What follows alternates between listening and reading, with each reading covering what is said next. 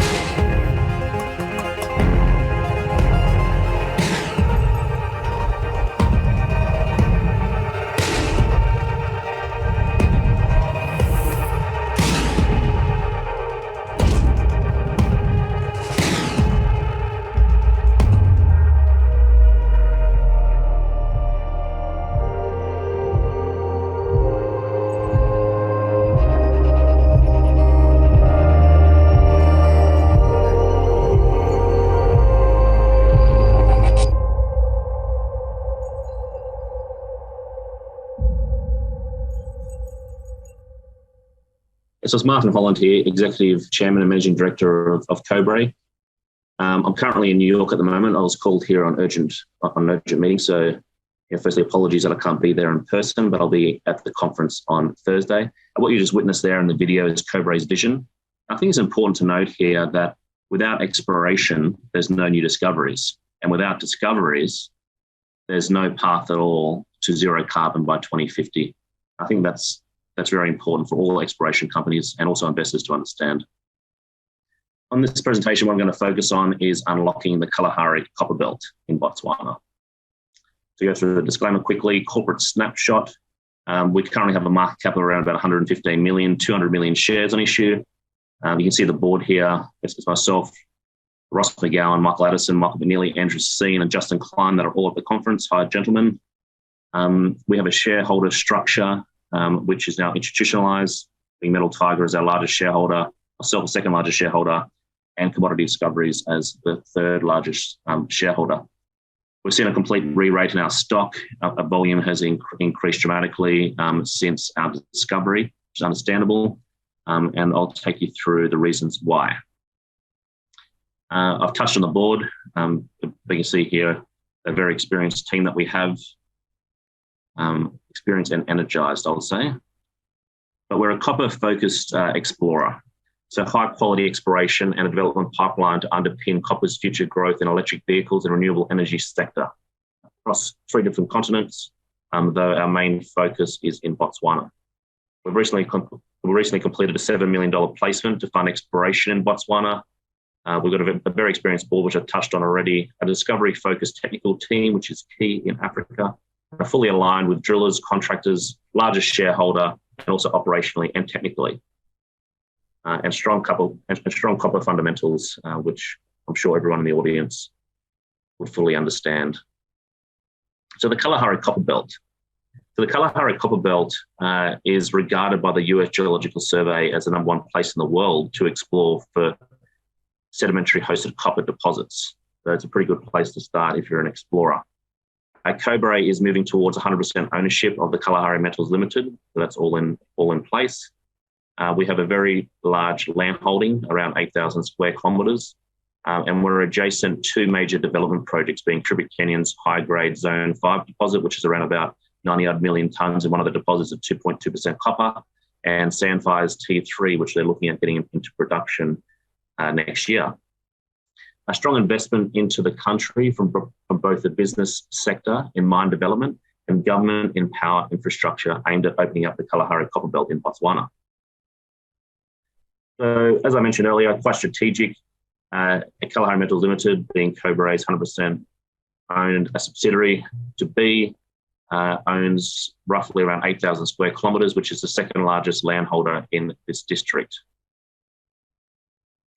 So quite significant regional areas that we've got here are 4 sizable projects that are drill ready from an exploration point of view. We have approximately around about 500 kilometres of strike. We've only just touched the surfaces here on the maiden discovery the company's had. So this is a real district scale opportunity, and that shouldn't be understood lightly. It should actually be considered that we're looking to open up a whole new copper district. So the project itself that we've identified, so this area itself has had very limited one hole, you're talking exploration over the years. So we've actually moved ahead here and completed a 4-stage drill program, which had 4 holes that were roughly around 1 kilometre spacings each. It's worth noting that each 4-hole that we have drilled to date all hit significant mineralisation, which are 1 kilometre apart each across a 4-kilometre strike. This strike length is equivalent to some of the largest deposits that have been identified in the Kalahari copper belt.